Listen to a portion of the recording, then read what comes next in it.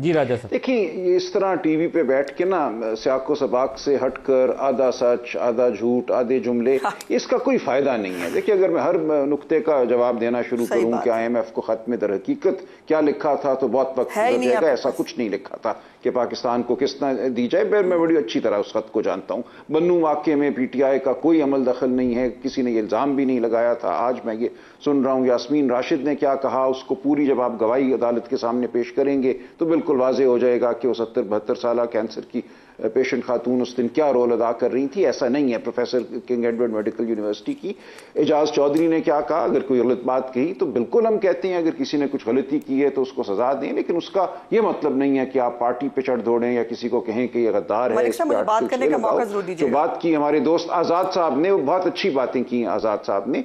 और देखिए, जहां तक आर्मी चीफ की तैनाती का ताल्लुक है, उस मशावरती अमल में मैं खुद शामिल था और मैं गवाही दे सकता हूं कि किसी ने नहीं कहा था कि इस अमल को रोका जाए, कोई रखना पैदा किया जाए। ये आरिफ अलवी साहब भी इसके गवाह हैं, मैं खुद इस बात का गवाह हूं। इसलिए ऐसा कुछ नहीं हुआ।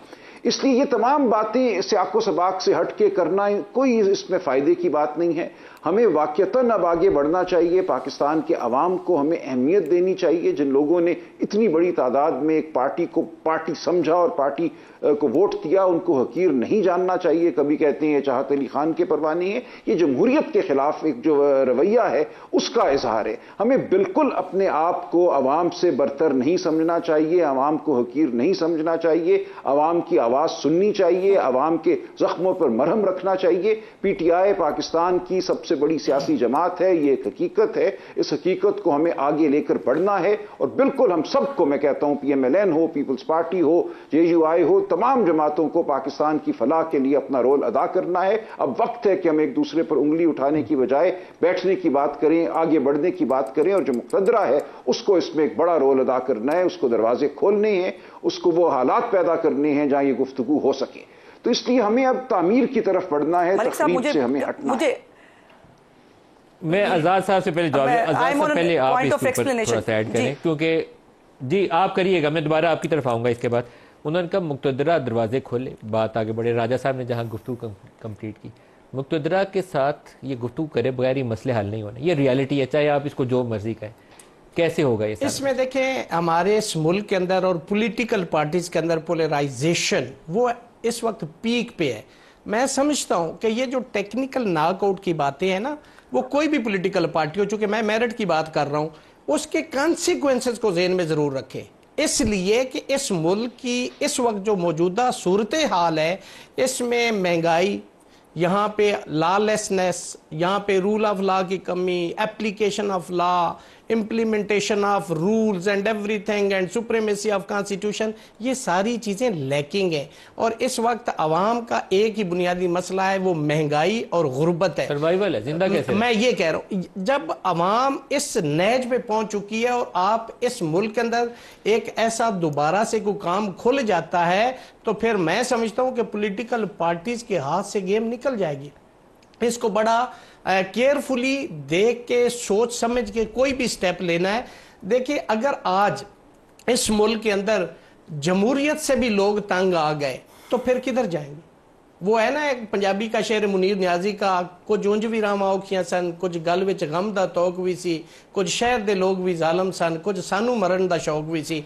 तो मैं समझता हूं कि तमाम पॉलिटिकल स्टेक होल्डर, तमाम पॉलिटिकल पार्टी, उनको मैच्योरिटी का, जिम्मेदारी का एहसास करना है और इस मुल्क का और इस कौम का सोचना है कि हम क्या करने जा रहे हैं, इसके कॉन्सिक्वेंसेस क्या होंगे। खुदा नहीं खास्ता हालात कोई चिंगारी देखें, ये नहीं करते, कोई थर्ड पार्टी इसमें अपना रोल प्ले कर जाती तो वेयर दे विल स्टैंड।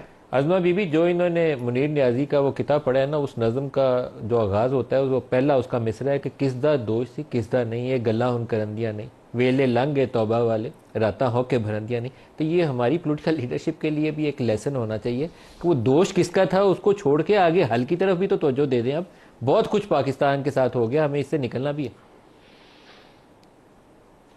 देखिए मलिक साहब, पहले तो ये जो इकोनॉमी की जहाँ बात की जाती है, इकोनॉमी कभी भी पॉलिटिकल स्टेबिलिटी के बगैर आगे नहीं बढ़ सकती। जब जब इमरान खान साहब को अनड्यू किस्म के फेवर्स मिले हैं ना, उसके बाद से स्टॉक एक्सचेंज की हालत देख लें, जो अच्छी खासी 82 पे चली गई थी, उसके बाद से वो गिर रही है। और ये जो पॉलिटिकल अनस्टेबिलिटी जो पैदा करने की कोशिश की जा रही है, उसके कॉन्सिक्वेंसेज आप देख रहे हैं। इकॉनमी में भी और भी आएंगे, अभी और भी बात तो नहीं आएंगे। मुझे ये समझ में नहीं आता कि इनको माफ़ कर दें और इनकी मासूमियत मजलूमियत पे ईमान ले आए, तो फिर ये राज सबके लिए खुलना चाहिए। ये फिर जो है ये सबके लिए जायज़ होगा आने वाले वक्तों में कि कोई बात नहीं, आप घुसें फौजी तनसीबात के अंदर, आप जाकर शोधा के मुजस्मे गिराएं, आप जहाज़ों को आग लगाएं, उसके बाद कोई बात नहीं, माफ़ी तो मिल जाएगी ना, ये कौन सी बड़ी बात है। ये अजीब बात है। और हमें वो लोग, ये मुझे कॉन्ट्रडिक्शन आज तक समझ में नहीं आई। एक तरफ हमें आइन और कानून की बात करनी है, एक तरफ हमें बहुत ख्याल है इस मुल्क का। मैंने कोई बात सियाको सबाक से हट के नहीं की राजा साहब। और ये जो ऑडियोज़ जो आप कह रहे हैं ना, आपने नहीं सुनी हुई, यही ऑडियोज़ जो है ये मैच कराने के लिए यास्मीन राशिद साहिबा के कोर्ट में जाया गया और रिमांड लेने की जो बात की गई, कोर्ट में रिमांड की स्टेज के ऊपर मोहतरमा का केस ही डिस्चार्ज कर दिया गया, सिवाय इसके कि उनको वॉइस मैच की जो है वो इजाज़त दी जाती। एक तो ये मामला है। दूसरी बात यह है, इमरान खान साहब के लिए भी आज जो वो तफ्तीश में उनको कहा कि वो शामिल हों, वो किसी तफ्तीश में शामिल नहीं होते। उनके एटीट्यूड का, उनकी बदतमीज़ी का आलम यह है कि वो किसी को कुछ समझते ही नहीं है। और आज भी उनके 3 टेस्ट होने थे, पॉलीग्राफिक टेस्ट समेत, उन्होंने कोई भी टेस्ट कराने से इनकार कर दिया। ये तो आलम है। मुझे ये बताइए कि फिर ये एक दफ़ा तय कर लेते हैं कि एक तो वो मुल्क जो हमें कैपिटल हिल पे हमला हो तो अपने लोगों को वो जो है मिनटों में सालों की सजा दे दें, इमरान का पॉलीग्राफिक टेस्ट कराना क्यों जरूरी था? इमरान का क्योंकि जो वो कह रहे हैं, जो वो तफ्तीश में उनको शामिल किया जा रहा है, वो पॉलीग्राफिक टेस्ट मुल्ज़िमान का होता नहीं है। क्या कानून के अंदर प्रोविजन नहीं है कि वो आसमान से उतरे हुए अवतार हैं, जैसे उनको देसी घी में पके हुए मटन और वो मिलते हैं, इसी तरह ये भी उनको छुट्टी मिलनी चाहिए। जो उनकी हज़ारों की तादाद से उनकी मुलाकातें हो रही हैं। दूसरा वो कहते हैं मैं कैद तन्हाई में रहता हूँ, सारे लोग जेल में तन्हाई में रहते हैं जी भाई, वहाँ पे बारात लेके तो कोई जाता नहीं है। लेकिन बात यह है कि फिर तय कर लें इस मुल्क के अंदर जो ट्रीटमेंट इनके साथ हो रहा है वो कल सबके लिए जायज़ होगा। और ये खुली छुट्टी आप दे दें कि पॉलिटिकल पार्टी की आड़ में दहशतगर्दी कर सकती है। अगर GHQ के ऊपर तालिबान ने हमला किया था तो वो भी फिर जस्टिफाइड है। वो भी GHQ पे हमला था ना, ये भी GHQ पे हमला था। इनके अपने ऑफिस होल्डर्स जो है, मुझे ये बताइए हसन न्याजी जो है वो किसका रिश्तेदार है, मेरा ही आपका? वो जो पेंट लेके लहरा रहा था वो भी सियाको सबाक से अलग बात कर रही हूं मैं।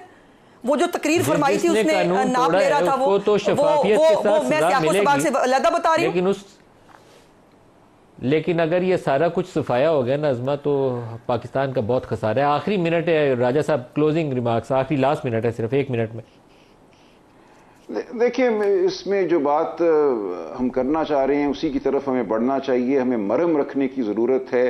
पाकिस्तान के जो ज़ख्म हैं उन पे मरहम रखने की ज़रूरत है। जिस तरह की गुफ्तगू मैं सुन रहा हूँ ये बहुत ही अफसोसनाक है। पॉलीग्राफिक टेस्ट क्यों नहीं कराया? मैं मौजूद था, उनके वकील साहब मौजूद नहीं थे जो ट्रायल कंडक्ट कर रहे हैं, वो ज़ियारात पे गए हुए, उन्होंने कहा अगले हफ्ते आ जाना, हम करा लेंगे। इसमें ये एक रंग देना कि वो अनोखे हैं और वो तफ्तीश में शामिल नहीं होते। 14 माह से तो वो जेल में है, हर चीज़ में, हर ट्रायल में वो शामिल है। लेकिन हम इन चीज़ों को छोड़ देते हैं। फिर हम मुंशी मकसूद की बात करेंगे, 15 अरब रुपए कहाँ गए, किस तरह लोगों की रिहाइयाँ हुई, सुप्रीम कोर्ट पे हमले से हम बात शुरू कर दें। इन चीज़ों को अब आप छोड़ दीजिए, माजी का हिस्सा बनाइए। यहाँ कोई दूध में धुला हुआ नहीं है। अगर आप इस तरह की जुजियात को कुरेदना शुरू करेंगे तो फिर हम कुरेदते ही रहेंगे। हमें आगे बढ़ना है, हमें इस मुल्क को संभालना है, इस मुल्क की जो सियासी हकीकत है उसको समझना है, जो माशी बहरान है उसको समझना है। मैं समझता हूं हम एक रोल अदा कर सकते हैं अगर हमने इस वक्त एक सियासी फायदे के लिए इस किस्म की गुफ्तगू जारी रखी और इस किस्म के इक़दामात उठाए जिनका जिक्र हो रहा है। पार्टी को बैन कर दो, इसको